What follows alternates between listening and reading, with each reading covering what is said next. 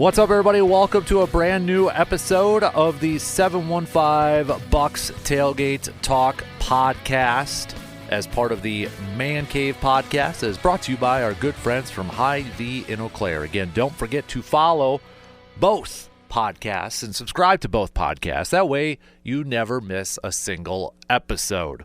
Bucks last night, they fell to the Phoenix Suns. Devin Booker hit what was the game-winning shot with just a couple seconds left, and whatever play that the Bucks tried to design for the game winner. I mean, I don't know if I'd want Brook Lopez with the turnaround fadeaway from like 3-point distance on the side to be my choice, and I know Doc and Brook and Giannis were asked about it after the game, and still kind of confusing on what they were trying to do there, but nonetheless, Bucks falling to the Suns, and with the Pacers defeating the Wolves last night, the Pacers are now up 2 on the Bucks for that 4th spot in the Eastern Conference, and the Pistons are just a half game back from the Bucks for that 5th spot. And it ain't going to get any easier these next couple games for the Bucks because they wrap up their road trip with a game against the Nuggets tomorrow, and then they'll be back home, but against the Knicks. So things ain't getting any easier for the Bucks as they wrap up this regular season. Just 11 more games to go here. But yeah, no Dame again last night for the Bucks, dealing with a calf injury. Hopefully this is something that won't linger for the Bucks as they get into the postseason. Hopefully this isn't something that'll affect Dame from his availability to play in the postseason, but got to be a little bit worried about it right now, I would imagine.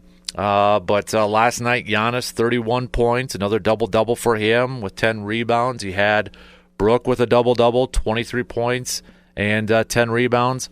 Gary Trent Jr. came off the bench, contributed 19. But that was it for guys in double-figure scoring. Or, excuse me, Kyle Kuzma had 15 too, but that was pretty much it. Then you had a big drop-off. Not a lot of offensive production from anybody else after that. Prince, just 3. Rollins, 8. Porter Jr., 5. A.J. Green, 2. Not a ton of offensive production. And, boy, they need Dame back, and they need Dame healthy with that calf injury. And I'm a little bit nervous. I shouldn't say. Let me rephrase that. I'm more nervous than what I have been. Like, I don't even think right now. I don't know if I'd pick the Bucks to get out of the first round. It's such a wave of emotions right now with this Bucks team that I didn't expect them to make a deep playoff run. I didn't expect them to get past the second round. Now I'm like, if we did a little gauge here of like where you're at with your Bucks confidence. I don't even know if they're going to get past the first round. And this Bucks team is like kind of like the Suns or some of these teams where they've got talent or they've got superstar talent, but they're just not playing to that level. They're not playing at that high level. They're like the Lakers from a couple of years ago, for the last couple of years besides this year, where they had LeBron and AD, but they were like bottom playoff teams in the Western Conference, and you're not supposed to be this bad with this amount of talent on your team, and this is kind of where the Bucks are at right now. And why is that? Is it coaching? Something else? Depth? It's frustrating. It's frustrating to watch this Bucks team poo-poo their chances away to trying to get another championship, but not a frustrating loss last night against a Phoenix Suns team who are under 500 for this season. They're going to make the playoffs probably. But again, just another example of a Bucks team that struggles mightily, big time on the road. 16-19 on the road so far this season for the Bucks. When you look at these final 11 games for Milwaukee, I mean, they're not going to hit 50 wins. They'd have to win 10 of their next 11 to hit 50 wins. But you look at the rest of their schedule, and, I mean, Nuggets coming up on Wednesday, New York at home on Friday. Then it's Atlanta, then you get Phoenix at home. Then you're on the road again at Philadelphia, at Miami, at New Orleans. home against Minnesota, home against New Orleans. It opens up a little bit after these next two.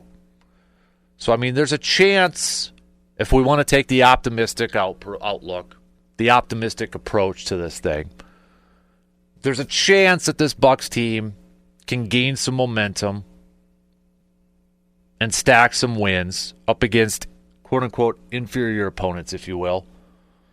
I mean, they should be able to beat Atlanta at home. I would think they could beat Phoenix on their own on Milwaukee's court. They should be able to go on the road and beat Philly and Miami and the Pelicans. Minnesota should be a good game in Milwaukee.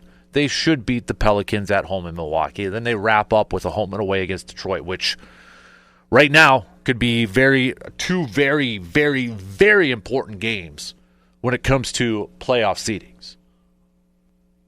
But, man, if they could pick up a win against Denver tomorrow night to finish this road trip with a 3-2 record, that's what I wanted to see from this Bucs team. They're at 2-2 right now. They need to get this W against Denver. It's going to be tough.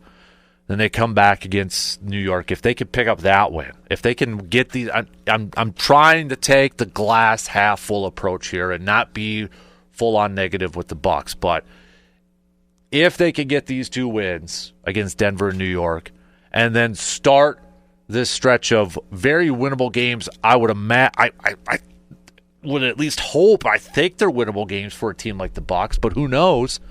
But if they could start off this stretch by winning their first two against quality opponents, against the Nuggets and the Knicks, maybe you could gain some momentum. Maybe you could gain some confidence by picking up some wins against these very winnable games leading into that Detroit series, and then maybe getting some confidence heading into the postseason. But right now, the big question mark is going to be Damian Lillard's health. I mean, this is, again, another calf injury, a calf injury that was affecting him last year in the postseason. And it's, right now, you're concerned. You're really concerned with this calf issue and how much it's going to affect him when it comes to the postseason. Maybe the Bucs are just taking it the cautious approach. But I think since this is an issue that has come up before with Dame in the past, you have to be a little bit concerned with it. But I think right now, if you're the Bucs, don't push it. At this point, you don't need to push it and try to improve in terms of your seedings in the Eastern Conference between 4, 5, and 6. Yes, I would rather have the Bucs have the 4 seed and open up the playoffs with home court advantage.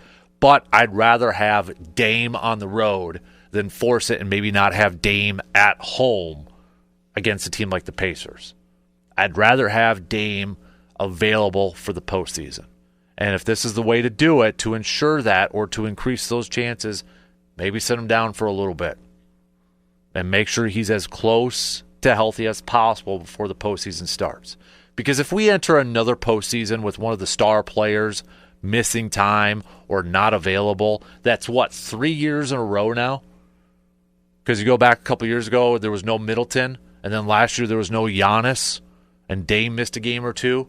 And if we get into this year again, where one of the star players is going to miss the postseason, I mean, to put this in like a perspective, Packers fans complained about the training staff for how many years, with guys being hurt throughout the season, guys always being banged up. Now you're looking at the Bucs potentially dealing with injuries to their main players as we approach the postseason again.